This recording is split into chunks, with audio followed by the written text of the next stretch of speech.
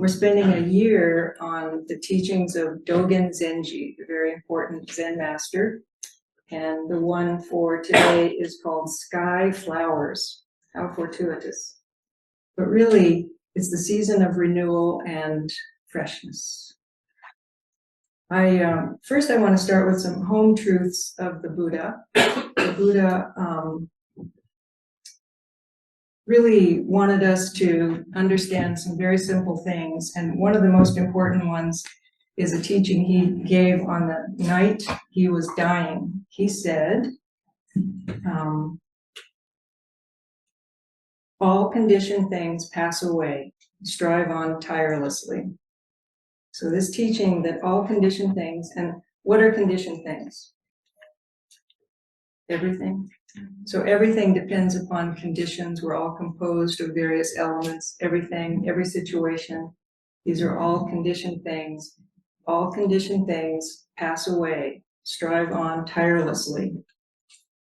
And it's actually one of these really incredibly easy and difficult teachings, because some things we know are impermanent, and other things we really don't want to be impermanent. This is just the nature of being a human and a dog. This is the nature of being a living being. Recently, there was kind of an old original teaching about this. There was a huge earthquake in Myanmar in February. Did you see about it? Yes. Huge earthquake, and because Myanmar is 90% Buddhist, it had an effect on a lot of Buddhists. Many temples fell down, stupas fell down, and this one monk said,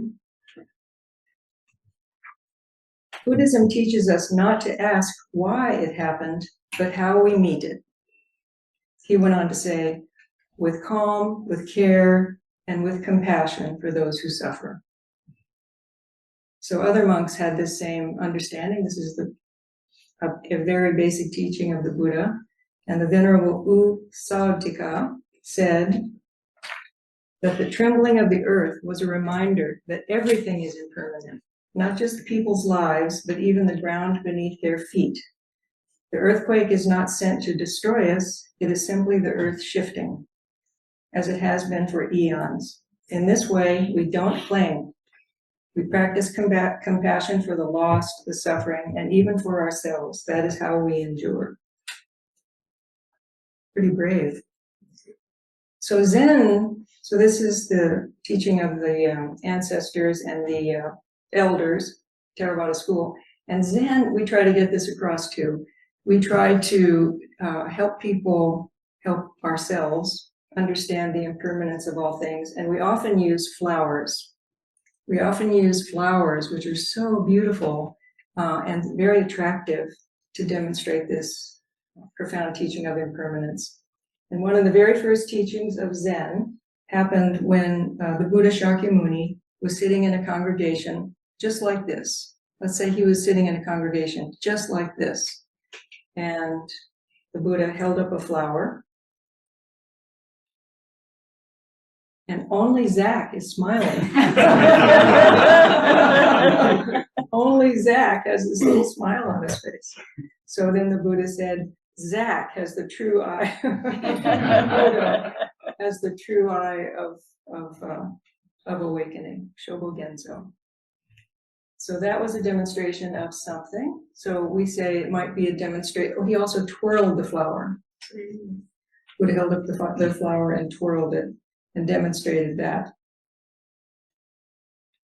So this fascicle that we're studying today, Dogen Zenji, begins with a poem. He has many things to say about flowers. And the poem that he begins with appreciates Bodhidharma, who's on that altar, the great sage who brought Buddhism, Buddhist teachings from India to China, the great sage. He begins with a poem about, or from, or by Bodhidharma. He says, Bodhidharma, I originally came to this land to transmit the Dharma and save deluded beings. A single flower opens 5 petals. The fruit forms, ripening naturally of itself. A single flower opens 5 petals. The fruit forms, ripening naturally of itself. So this is how we move into Zen to try to help people understand impermanence, help ourselves understand impermanence. So the opening of the Dharma, the bringing of these teachings, the Dharma, which means basically the, what would you say? The mechanism, how this all works. We say the law, the Dharma, how all of this works. Our world, our attitudes, the way we understand our limitations, that's the Dharma and the path to enlightenment. So the opening of the Dharma is like a flower blossoming forever. So it started blossoming a long, long time ago and continues blossoming long after us. So this is impermanence. It has blossomed before, it's blossoming now, it will continue to blossom. And Bodhidharma said, ripening naturally of itself. It is actively ripening naturally. That means in you, in me, in us. This Dharma awakening is ripening naturally in us now. That's part of impermanence. So Dogen says, the ripening of the first blossoms in each of us means cultivating the cause and experiencing the fruit. So this is how Dogen talks poetically about karma. A lot of you are in Hodo's class talking about karma. A lot of us have thought about karma for a long time. So for Dogen, poetically, it is cultivate the cause and experience the fruit. So the fruit is a natural ripening. The awakening is a natural ripening of these conditions that we're cultivating, like planting flowers. And he goes on to say that the causes of our awakening, the causes of our everything, are in the public realm. And the results are in the public realm, meaning that we cultivate these causes and fruits in the public realm. This is the public realm. This is the container realm. We're in this realm. This is where we cultivate. Kind of in a subtle, careful way, he's saying, you don't go off and do this by yourself. It's cultivated in the public realm. And all the assets and resources of the public realm are part of what cultivate for you, cultivate for us, this blossoming. So, flowers also have conditions. They grow from the earth, water, nutrients. They blossom forth, and then they wither away and return to the earth, just like us. They also, though, in Dogen's writing and in Buddhist teachings, they bloom in fire. And on our altar, right now we just have one of our bodhisattvas surrounded by fire. When the artists make representations of the bodhisattva of compassion or the bodhisattvas of wisdom, they put fire around them in a beautiful way, but that's fire. That's showing that the bodhisattva practice, this path of practice, is in the midst of flames, in this flaming world. It's kind of beautiful, but what it means is that kind of calm, that kind of intention is cultivated in these fierce flames. To doubt this, Dogen says, to doubt this would be the same as doubting that lotus flowers bloom in water. To doubt that flowers bloom in flames would be the same as doubting that lotus blossoms bloom in water. And lotus blossoms, so they're all standing on lotus blossoms. Lotus blossoms represent our practice in the sense that in order for a lotus bloom to happen, it has to have really rich soil, which means that's where they throw the compost, that's where they throw the excrement, they throw everything into the mud, and from that mud, through the water, this beautiful stalk emerges and is radiantly beautiful in the most rich mud. So that's a symbol of our practice too. These beautiful flowers grow out of incredibly complicated conditions. Encouraging, right? All of that will get composted into practice. And he says, he goes on, to doubt that would be the same as doubting that flowers bloom on branches, like out there, the apple tree getting ready to bloom, like cherry blossoms. Then he says, again, among things to doubt, we should also doubt that the container world is stable. We try not to doubt that. Yet we do not have doubts that the container world is stable. The container world is this world. So, sky flowers, the name of this writing by Dogen is Sky Flowers because it refers to, excuse me, make more room for the four-legged creature here. Sky flowers is a reference to ancient sutras where flowers fall from the sky on the Buddhas. They're sitting there lecturing and flowers fall from the sky. And the really enlightened Buddhas or speakers or bodhisattvas, the flowers don't stick on them. So if they're not an enlightened teacher, the flowers come down and they stick. So that's a reference. It's an old image, ancient image, but he's just taking it for granted that we know that image. Or a modern commentator says that a sky flower is also the term used for the floaters in your eye. You see those things and you think they're real. So those are sky flowers. So in certain conditions, interpretations, that means delusion. We think those things are real. We think that sky flowers, things falling from the sky, are real. Therefore, it's an image of our delusions, image of the way we tend to believe things that aren't really true. So he says, well, he's not going to let us stick on that because it would be a view, he says, he's occasionally critical of other schools of Buddhism because he was such a rebel. He was very critical of anybody, but he says that it would be a view of the small vehicle to think that our practice is about getting rid of those sky flowers, getting rid of delusion. Isn't that interesting? Such a tempting thing to think. If I've got delusional activity happening in front of me, I should transform it and get rid of it. Dogen won't let us sit down in that. He says, if sky flowers, if the seeing of flowers falling from the sky means someone has cloudy vision, does that mean that once someone sees clearly, the sky flowers would vanish? No. Dogen reassures us that the person with clouded vision, i.e., a few people in this room, on the way of the Buddhas is a person of original awakening, is a person of wondrous awakening, is a person of the Buddhas, is a person of the three realms, is a person beyond Buddha. Person who sees the sky flowers falling is one of those people. This is our Dharma position, to be in the position of being a human being at this time, seeing sky flowers. I like Dharma position. Dharma position is an interesting term Dogen uses and other Zen masters use because it's a term for being willing to be in your place. So a Dharma position would be like Zach is the president of Houston Zen Center, and we have asked him to take that Dharma position. And does that mean it's permanent? Well, yes, it does in this case.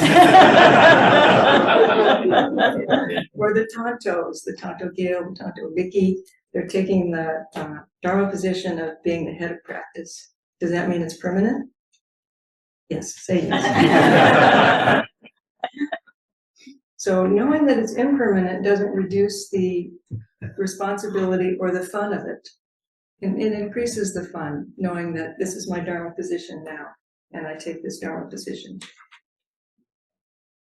So here's another poetic mention of flowers in this story, in the sky flowers.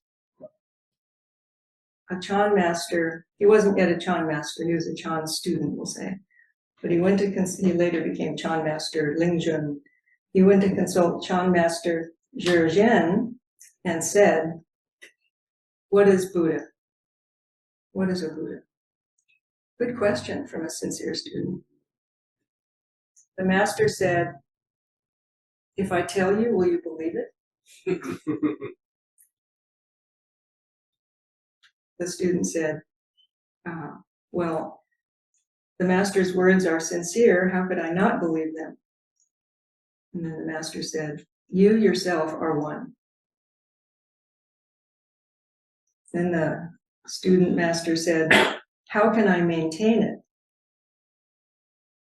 And the final, I guess this isn't a poem, this is a koan. The final line is, a single cloudiness in the sky flowers flutter down.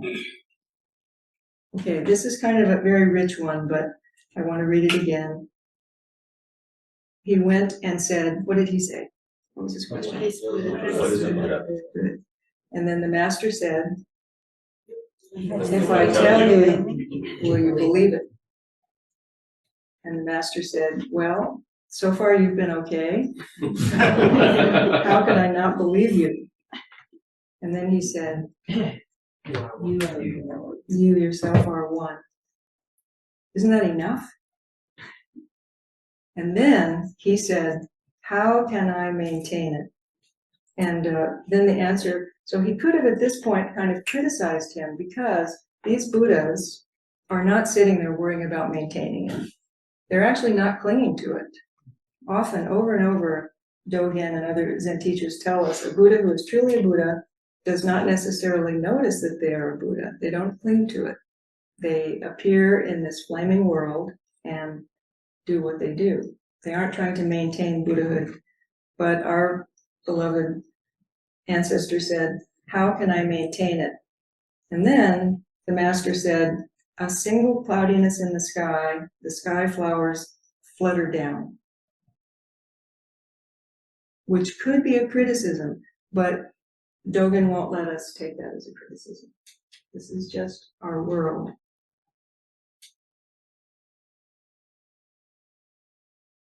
And another master said, he appreciated this.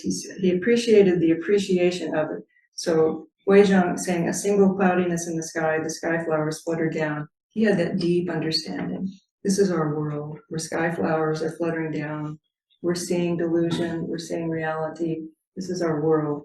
So that was an appreciation. And another appreciation of that was Master Guangzhou. Wonderful, the Buddhas of the 10 directions.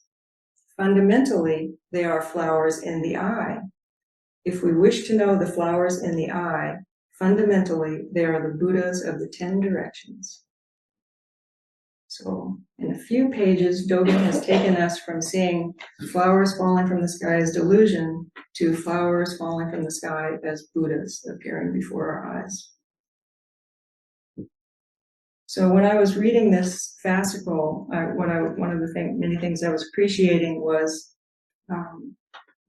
throughout, and one of the reasons many people in our world find Dogen so difficult is that he won't let you settle down in a fixed interpretation. He just won't. That's not his job. He's trying to help us develop flexibility of mind, because to live in this world requires incredible flexibility. So he won't let us settle down. And this is why Dogen was important back then and why he is still important. You can't settle down. You have to stay flexible, or you don't have to. Flexibility is extremely difficult, and it's much easier to take up a fixed position and hold to it. Temporarily, it's much easier to take a position and hold to it. Sky flowers mean only this. Maintaining Buddhahood means only that. Sky flowers mean delusion. Sky flowers mean awakening. Okay, I've got it. But Dogen says that there are many kinds of eyes studying sky flowers. He says,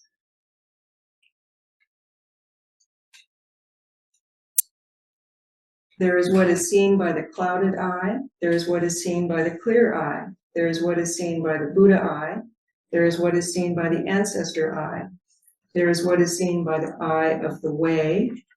There is what is seen by the eye of the blind. There is what is seen in 3,000 years. There is what is seen in 800 years. There is what is seen in 100 kalpas. There is which is a long time. And there is what is seen in innumerable kalpas. All these may see sky flowers, but the sky itself is already multiple, and the flowers are various. So this is an example of Dogen Zenji just working so hard to help us have multiple perspectives and to accept that there are multiple perspectives on what we see. Flexibility is super difficult, and I think we can notice that in our current situation in the world. Much easier to settle down in an ideology or a fixed interpretation. And I want to tell you, do you mind if I digress and tell you a little bit about fixed views and how it works in the mind? So, from the precept and practice point of view, we know it's when we take a fixed position, like we rigidly interpret a precept one way, take a fixed position about anything, everything else has to bend around it. You notice that? So you take a fixed position, one of our precepts is not to lie. Take that as a fixed position, everything will bend around it. And problems will ensue if you take that as a fixed position. Take any of them. Don't disparage others. If you take that as a fixed position, everything will bend around it, and you'll find yourself getting tied up in knots if you can't occasionally say something that you feel is disparaging others. This is true about everything. It's true about flowers and weeds. If you take a fixed position about what a weed is, or what a flower should be, or what a native plant is, everything will bend around it. It's real interesting to watch in our world. And there is this scientist that I'm really interested in. Her name is Dr. Zmigrod, Dr. Leor Zmigrod. She is a neuroscientist and a professor at Cambridge University. She won like Best New Young Scientist in 2022, and she's written some great books about how we think. She started off in neuroscience studying radicalization. How do people get radicalized? How is it that you suddenly have these fixed sets of views? So this latest book, which is so new, I don't actually own it. All I have are the reviews and some summaries of it. But her latest book is called, I think it's called The Ideological Mind, something like that. But basically what she wanted to know, what she wanted to study is, what's the difference between people who adhere to an ideology and those who don't? Do you know what an ideology is? Sort of. I sort of did, but she has a cleaner definition. She says, an ideology, oh, there it is, her. The book is called The Ideological Brain. And she's writing about what makes some of us prone to ideological thinking. She says, when we talk about ideologies, what are we talking about? It's simply a narrative about how the world works and how it should work. That seems handy, doesn't it? So many of us have some sort of ideology, which is a narrative about what's up in this world and how we think it ought to work. This is a story. So a narrative like this, in her view, especially one that has, precepts to follow in terms of a political worldview, they have really rigid prescriptions for how we should think, how we should act, how we should interact with other people. And ideology condemns any deviation from its prescribed rules. She said, the problem is, ideologies numb our direct experience of the world. Ideologies are rarely, if ever, good. Isn't that interesting? To numb our experience. I will leap ahead to say some of the tests that were described.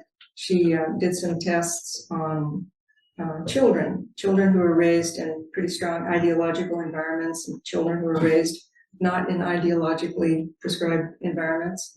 And then the children experienced some situation. And then afterwards, when you ask the different children what happened, to report what happened, children who were coming from an ideological framework had a tendency to shape their description of what happened to fit what should have happened.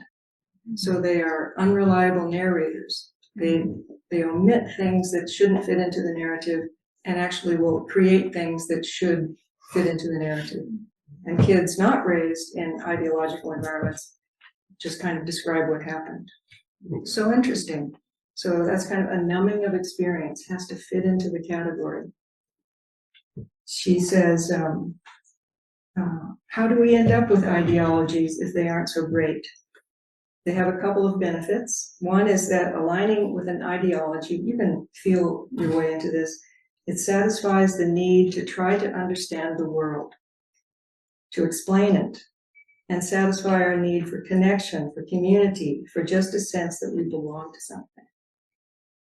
And second, there's also a resource question. Exploring the world is really cognitively expensive. You know, it is, if we had to go into each situation and figure out what's happening, it's cognitively very expensive. We have to redecide what's going on. Oh, it's a human. Oh, my team. Cognitively expensive when it's much more efficient to just go and say, oh, I know what's happening here. This, okay. I'll go experience something else. I've decided what's happening here.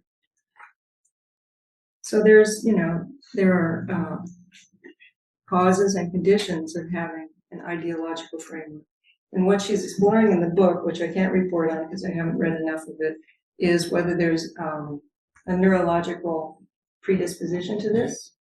And maybe there is something that predisposes us to that and to a narrowing of our capacity to adapt to the world, to understand evidence, to distinguish between credible evidence and not credible evidence. She says, again, ideologies are rarely, if ever, good. So it's hopeless, right? Especially if there's like a predisposition to have an ideological framework. But I think all of us would be slightly predisposed. It'd be good to have an explanatory model for this world. So of course we're all slightly predisposed, and possibly more than others. And she says, here's another example before I give you the hopeful message that we can change. She says, the people most prone to ideological thinking tend to resist change or nuance of any kind. She said, we can test this with visual and linguistic puzzles. For instance, in one test, we ask people to sort playing cards by various rules, like suit or color. But suddenly, they apply the rule and it doesn't work. That's because, unbeknownst to them, we changed the rule. The people who tend to resist ideological thinking are adaptable. And so when there's evidence the rules have changed, they change their behavior. Have you experienced that in your life? And ideological thinkers, when they encounter the change, they resist it. They try to apply the old rule, even though it doesn't work anymore. Interesting, something to kind of notice. So if we're wired a certain way, can we change? Yes, she says, and we know this. This is the basic teaching of all Buddhism. You have agency to choose how passionately you adopt these ideologies, or what you reject, or what you don't. We can all shift in terms of our flexibility. It may be hard, but that doesn't mean that it's predetermined or impossible to change. It just requires awareness. Hope, right? So interesting. And for me, we were talking recently about how coming to the Zen Center is a fairly radical act in Houston, Texas. It's a radical act. Come to a Zen Center and bow down to Buddhas. Very radical. So people who worry about whether they're doing enough in the world to react to all of our situation, just know coming here is a radical statement. I'm going to have a sign made, not really, I'm kidding. We have an archway out there. I want to put up a sign that says, we challenge all thoughts. Abandon all thinking. Be a strong statement. So this flexibility is really what we need easy. We started out with it. It's just we watch that we've kind of short-circuited some of our flexibility, and we need to work hard to maintain it. I also wanted to mention that the Tonto's talk last week about the great ocean, the writing by Dogen that precedes this, is so wonderful. It's wonderful that they're connected, isn't it? Because this one, the Sky Flowers, is about trying to break us loose from various interpretations. But last week, it was about the great ocean in which all of these possibilities are flowing like currents: compassion, love, wisdom, and all the other things in our container world. Very encouraging. And as I was walking the dog this morning, it was very heady to walk by the jasmine. Isn't it beautiful? So without impermanence, we wouldn't have the blooming of the jasmine right now all over Houston. So I want to appreciate that with you. Thank you very much.